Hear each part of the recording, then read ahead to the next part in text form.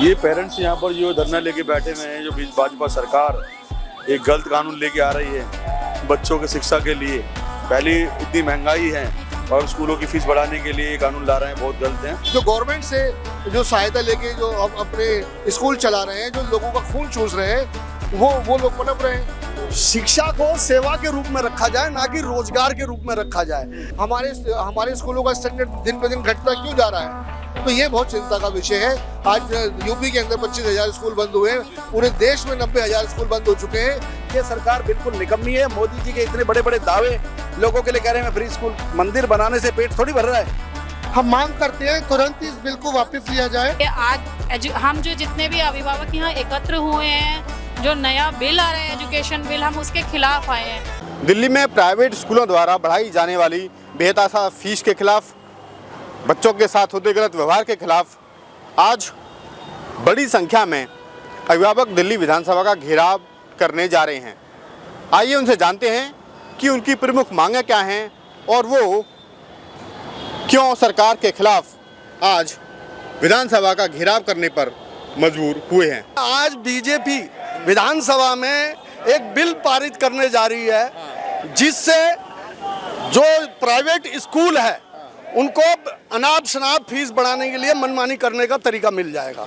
Bill के अंदर यह है कि सीधा सीधा ये बताया जा रहा है कि आपको किसी चीज़ से अगर परेशानी है, जो बिल लाया जा रहा है उसके अंदर पहले एक आदमी कंप्लेंट कर सकता था, एक पेरेंट्स कंप्लेंट कर सकता था, लेकिन अब उन्होंने ये सिस्टम बना दिया है कि कम से कम 45 लोग जब तक एकत्र होके उस कंप्लेंट को नहीं करेंगे तब तक नहीं सुना जाएगा। नंबर एक। दूसरा, एक जो ये 45 लोग इकट्ठे किए जाएंगे उसका अधिकार भी ज़्यादातर प्राइवेट स्कूलों को दिया गया है। वो अपने मनमाने लोगों को वहाँ पर शामिल करेंगे और जो चाहेंगे वो पास कराएंगे। कहते हैं कि ना बच्चों को पढ़ाना चाहिए, बच्चों को अच्छी शिक्षा मिलनी चाहिए, लेकिन अच्छी शिक्षा कैसे लेंगे जब माँ बाप फीस दे ही नहीं पाएंगे। बच्चों की फीस दी ही नहीं जाती माँ बाप से। हम अच्छा जैसे ही कर्ज लेके भी अगर माँ बाप फीस दे भी दें तो वो कर्ज उतरता नहीं कि एक और महीना फीस का आ जाता है। कुछ बच्चों को तो घर ही भेज दिया बस्ते उठा के। अच्छा, एक अभी पीछे आपने सुना होगा, कई बच्चों ने सुसाइड ही कर लिया कि उनके माँ बाप के पास फीस ही नहीं है देने के लिए और उनको रोज स्कूल से घर भेज दिया जाता था। बच्चे उनको चिढ़ाते थे। ये भी मुद्दा है। बच्चा अपने आप को बहुत छोटा महसूस करता है। भारत ऐसे ही विश्व गुरु बनेगा क्या? भाई साहब, जब तक ये हटेंगे नहीं ऐसे ही रहेगा। इन्हें तो हिंदुस्तान छोड़ देना चाहिए, क्योंकि जो भी हिंदुस्तान के लिए बोलता है वो हो जाता है बांग्लादेशी, बाहर वाला आदमी। यहाँ का है ही नहीं, वो तो पाकिस्तानी जाता है। तो हमारा तो फिर ये कि भाई मोदी सरकार को हटाओ और कोई ईमानदार सरकार लाओ जो हमारी थी, जो काम करती थी सरकार में। जो 10 साल में रह के अरविंद जी ने जो काम किया ना सर स्कूलों में, वैसे तो बहुत काम किया, लेकिन स्कूल में बहुत अच्छा काम किया। स्कूल में और शिक्षा में और इसमें स्वास्थ्य में बहुत अच्छा काम किया उन्होंने। अब कुछ नहीं हो रहा भाई साहब, आप जाकर देख लो, हर लोग रो रहे हैं। क्या नाम है आपका? अमरनाथ राजपूत नाम है हमारा। आज क्यों आए हैं आप? ये पेरेंट्स यहाँ पर जो धरना लेके बैठे हुए हैं, जो भाजपा सरकार एक गलत कानून लेके आ रही है बच्चों की शिक्षा के लिए। पहले इतनी महंगाई है और अब स्कूलों की फीस बढ़ाने के लिए ये कानून ला रहे हैं, बहुत गलत हैं। अगर ये कानून आ गया तो किस तरीके से बच्चों के हितों पर कुठाराघात होगा? ये बहुत दिल्ली के बहुत महंगाई हो रही है भाजपा आने के बाद वैसे भी, और ये बोझ और ज़्यादा पड़ जाएगा पेरेंट्स के ऊपर। अगर ये फीस बढ़ाते रहेंगे, मनमानी करते रहेंगे तो हालात ऐसे हो जाएंगे, बच्चा मजबूर हो जाएगा पढ़ाई करने के लिए। उसको कैसे पढ़ाया जाएगा बच्चे को? पेरेंट्स कैसे देखेगा उसको?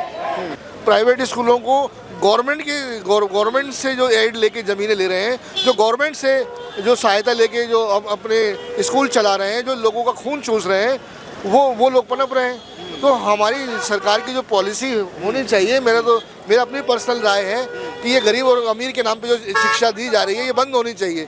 शिक्षा सबका समान अधिकार है, चाहे चपरासी का बच्चा हो, चाहे राष्ट्रपति का बच्चा हो, उसको एक जैसी शिक्षा मिलनी चाहिए। ये उसका डेमोक्रेटिक राइट्स है उसका। अगर वो नहीं मिलता है तो ये समझ लीजिए कि ये हम शोषण कर रहे हैं अब गरीब बच्चों का। गरीब का भी हक है पढ़ने का। आप उसको अच्छी शिक्षा दे दीजिए, उसको रिजर्वेशन की भी ज़रूरत नहीं पड़ेगी। पहले मेरा अपना राय ये है कि जैसे स्कूल होने चाहिए, प्राइवेट स्कूल बंद होने चाहिए। इस सरकार सब जो भी बच्चा पढ़ेगा सरकारी स्कूल में पढ़ेगा। और जो भी सरकार ने फैसिलिटीज़ देनी है, जो भी एड देनी है, वो सरकारी स्कूलों को दे। अपने स्टैंडर्ड बढ़ाए वो। हमारे स्कूलों का स्टैंडर्ड दिन पे दिन घटता क्यों जा रहा है? तो ये बहुत चिंता का विषय है। आज यूपी के अंदर 25,000 स्कूल बंद हुए हैं, पूरे देश में 90,000 स्कूल बंद हो चुके हैं। ये मोदी सरकार के लिए मैं तो यही कहूँगा कि शर्म के मारे डूब मरने वाली बात है। शिक्षा को सेवा के रूप में रखा जाए, ना कि रोजगार के रूप में रखा जाए। अगर आप सेवा के रूप में शिक्षा करोगे तो एक एक बच्चे को, एक एक आदमी को शिक्षा प्राप्त होगी। उसको प्राथमिकता के तौर पे लेना चाहिए। जिस प्रकार कई देशों के अंदर हर घर का एक बच्चा या राष्ट्रपति का बंदा फौज के अंदर जाता है, मिलिट्री ट्रेनिंग लेता है, इसी प्रकार देश के अंदर शिक्षा प्रथम पायदान पर रखी जानी चाहिए और देश के एक एक नागरिक को फ्री शिक्षा का अधिकार मिले, ताकि ज़्यादा से ज़्यादा लोग शिक्षित हो। शिक्षित लोग होंगे तो देश आगे बढ़ेगा। ये देखो, ये सरकारी स्कूल का है। बच्चा 2 बार किसी कारणवश फेल हो गया तो कहीं ना कहीं स्कूल की भी गलती रही है उसमें। पेरेंट्स ट्यूशन वगैरह नहीं पढ़ा सकते या ज़्यादा नहीं कर सकते तो क्या स्कूल उनको शिक्षा नहीं देगा? वहाँ से उन्हें निकाल दिया गया। मैं गया हूँ अब एडमिशन कराने तो वो कहते हैं जी ऐसा नियम ही नहीं है, 2 बार फेल होने के बाद हम बच्चे को लेंगे नहीं। मैंने कहा लिखित सर्कुलर दिखा दो, वो भी नहीं दिखा रहे हैं और बस दुदकार के बाहर कर देते हैं। तो जो सरकार ये दावा करती है कि लगातार भारत जो है वो विकसित राष्ट्र बनने की तरफ अग्रसर है, जो सरकार ये दावा करे कि लगातार हम अच्छी शिक्षा दे रहे हैं, उस सरकार की हकीकत ये सर दावे खोखले हैं। ये हकीकत आपके सामने है। ये पेरेंट्स खड़े हैं, मतलब बच्चे घर बैठे हैं, 3 महीने हो गए उनको, 4 महीने बच्चों को स्कूल नहीं ले रहा है। इनको इधर उधर फिर नाम में गड़बड़ कर रखी है, लिखने में सही नहीं है, वो करेक्शन नहीं करके दे रहे। 9वीं क्लास से पहले ये नियम है कि अगर कोई करेक्शन होती है तो उनका ओरिजिनल देख करके करेक्शन की जा सकती है। क्लरिकल मिस्टेक है, हो जाती है, लेकिन हुई है तो उसको आप ठीक करिए। ये सरकार बिल्कुल निकम्मी है। मोदी जी के इतने बड़े बड़े दावे लोगों के लिए कह रहे हैं मैं फ्री स्कूल, मंदिर बनाने से पेट थोड़ी भर रहा है। जो शिक्षा की और जो बच्चे भटक रहे हैं उसकी ओर ध्यान देना चाहिए कि बच्चे पढ़ेंगे तो देश आगे बढ़ेगा। कहाँ से लाओगे इंजीनियर और कहाँ से लाओगे सब डॉक्टर इंजीनियर, कहाँ से लाओगे? जब आपका शिक्षा का स्तर इतना खराब हो गया तो क्या करोगे आप? इससे बुरे हालात और क्या होंगे? मेरा मानना यह है कोई भी सरकार हो, चाहे कांग्रेस हो, चाहे बीजेपी हो, चाहे आम आदमी पार्टी हो, 5 साल से ज़्यादा उनको टाइम नहीं देना चाहिए। 5 साल में हम परख लेते हैं कि सरकार कितना काम कर रही है। नहीं काम कर रही, जनता को हटा देना चाहिए। ये भी तो नियम आना चाहिए। क्यों हम 10-10, 15-15 साल का इंतजार कर रहे हैं? किस लिए हम पिस रहे हैं? आम जनता ही तो पिस रही है। आज बच्चों को, आज हालात ये है कि घर की रसोई का बजट बिगड़ गया है, बच्चों की फीस हम नहीं भर सकते हैं, और जो बच्चे जैसे वैन वगैरह में जाते हैं उन लोगों ने फीस बढ़ा दी। पेरेंट्स बहुत परेशान हैं। और जो सरकारी स्कूलों का हाल है आज के टाइम में, सरकारी स्कूलों की पढ़ाई देखो, एक पैसे की पढ़ाई नहीं। आज 9वीं क्लास का बच्चा हिंदी नहीं लिख पाता है। ये हालात कर दिए उन्होंने। ये चाहते नहीं है कि बच्चा पढ़े, ठीक है, और पढ़ के कोई आगे कोई अच्छा नेता बने या अच्छा डॉक्टर बने, ये लोग नहीं चाहते। ये गरीब तबके को दबाते जा रहे हैं, दबाते जा रहे हैं, दबाते। इनका यही काम है। ये अमीरों की सरकार है, ये गरीबों को आगे नहीं आने देगी। नमस्कार, मेरा नाम गीत सेठी एडवोकेट है। जैसे कि आप देख सकते हैं आज यहाँ पे सारे पेरेंट्स इकट्ठे हुए हैं। 25-30 स्कूलों के पेरेंट्स हैं यहाँ पे, और हम सब लोग एक ही विरोध में खड़े हुए हैं। जिस तरीके से फीस बढ़ाई जा रही है पिछले कुछ सालों से, ना तो आम आदमी पार्टी ने कुछ किया है और भाजपा ने आते ही उन्हें खुली छूट दे दी है प्राइवेट स्कूलों को फीस बढ़ाने के लिए, और ऐसा कानून लेकर आए हैं जो कि पेरेंट्स के बिल्कुल ही विरुद्ध है। हम मांग करते हैं तुरंत इस बिल को वापस लिया जाए। आज हम जो जितने भी अभिभावक यहाँ एकत्र हुए हैं, जो नया बिल आ रहा है एजुकेशन बिल, हम उसके खिलाफ आए हैं, क्योंकि उस बिल में जितना भी कहा गया है वो सारा की सारा फेवर स्कूलों को दिया गया है। एक आम आदमी को तो कुछ भी नहीं दिया गया है उसमें। हमारे बच्चे स्कूल में जाकर भी ऐसा लग रहा है कि अब नहीं जा पाएंगे अगर ये बिल आ गया। देश के भविष्य की बात जब की जाती है तो कहा जाता है कि शिक्षा का स्तर जो है वो अच्छा होना चाहिए। शिक्षा का स्तर अच्छा होगा तभी देश के भावी कर्णधार, देश का भविष्य अच्छा बन पाएगा, और जब ही देश मोदी जी के मुताबिक 2047 तक विकसित भारत बन पाएगा। क्या आपको लगता है कि ऐसा संभव होगा अगर ऐसे ही चलता रहा? सर, अगर शिक्षा बिक जाएगी तो क्या आपको लगता है देश का विकास होगा? विकास कैसे होगा? जो हमारे आज के बच्चे हैं वो कल का भविष्य बनेंगे। उन बच्चों का भविष्य ही अंधेरे में जा रहा है। एक मिडिल क्लास इंसान कहीं से इतना पैसा नहीं ला सकता जिस हिसाब से स्कूल अपनी मनमानी कर रहे हैं। उस हिसाब से देखा जाए हमारे बच्चे तो पढ़ ही नहीं पाएंगे और देश विकास की ओर कैसे जाएगा। जो आज के बच्चे हैं कल का भविष्य है। आप कैसे कह सकते हैं कि वो देश विकास की तरफ जाएगा जिनके बच्चे शिक्षित ही नहीं हो पाएंगे। सरकारी स्कूलों में पेरेंट्स अपने बच्चे दिल्ली में क्यों पढ़ाना नहीं चाहते? क्योंकि सरकार हमें ये मौका ही नहीं देती है। जब इलेक्शन आते हैं तब तो आप हाथ जोड़ के हमसे वोट मांगती हैं और जब हमारे काम करने की बात आती है तो मैडम जो वर्ग के पेरेंट्स हैं हम बच्चों को कहाँ पढ़ाएं। हमें आज ये जानना है कि हम कहाँ पढ़ाएं। जब वोटों के लिए आना होता है तब तो बेल बजा बजा के हाथ जोड़ते हैं और आज हम 2 साल से परेशान हो चुके हैं। 2016 से लेके लगातार स्कूलों अपनी फीस बढ़ा रहा है, बच्चों के साथ मिसबिहेव कर रहा है। हम कोर्ट से जाके अपना और हम केस भी हमने लड़ लिया, ऑर्डर हमारे फेवर में भी आ गया। अब ये सरकार ने बिल पास कर दिया है जो हमारे अगेंस्ट जा रहा है। तो हम ये जानना चाहते हैं जब इलेक्शन आते हैं। सरकार ने बिल पास किया है या टेबल पे अभी है बिल? टेबल पे ही है अभी।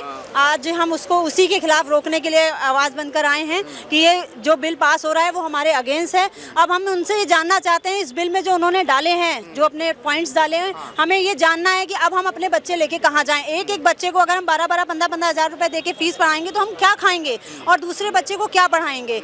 सरकार बिल्कुल सुनवाई नहीं करती है हमारी। हम बहुत ज़्यादा परेशान हो चुके हैं, इसलिए आज हम सब रोड पर उतरे हुए हैं। सरकार का नारा है, एजुकेशन डिपार्टमेंट का नारा है कि पढ़ेगा इंडिया तभी तो बढ़ेगा इंडिया। सब बकवास है। सिर्फ वोट अपने कलेक्शन के लिए है, सिर्फ अपना नाम और फ्रेम के लिए है। हमसे पूछिए, आम आदमी हम हैं, हम परेशान हो रहे हैं। मेरे खुद के 3 बच्चे हैं, मैं कहाँ जाऊँ, कैसे पढ़ाऊंगी। इसलिए आज हम सारे रोड पर इकट्ठा हुए हैं ताकि सरकार हमारी सुनवाई करे। जिस तरीके से एजुकेशन में फीस की बढ़ोतरी हो रही है, क्या उस तरीके से लोगों की सैलरी बढ़ पाई? क्या बिल्कुल नहीं, बिल्कुल नहीं। हर चीज़ में बढ़ोतरी अगर हो रही है तो सिर्फ सरकार के एजुकेशन को लेके, आप लगा लीजिए राशन पानी को लेके, सब जगह बढ़ोतरी है, लेकिन हमारी सैलरियों में कोई इंक्रीमेंट, बहुत हद मार के 1-2% होती है। सरकार का कहना ये है, पिछले जुलाई में उनका आंकड़ा आया और उन्होंने बात कही कि जो महंगाई है वो 2019 के बाद में सबसे निचले स्तर पर है, लगभग 3% महंगाई घट चुकी है।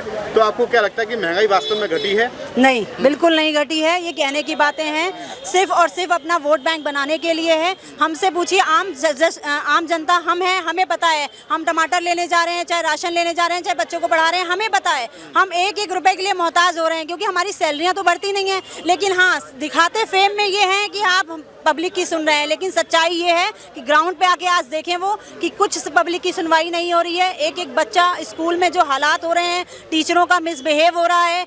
एक एक पेरेंट्स के साथ टीचर, प्रिंसिपल इस तरह से बिहेव कर रही हैं जैसे कहीं की दादागिरी है, गुंडागर्दी चल रही है।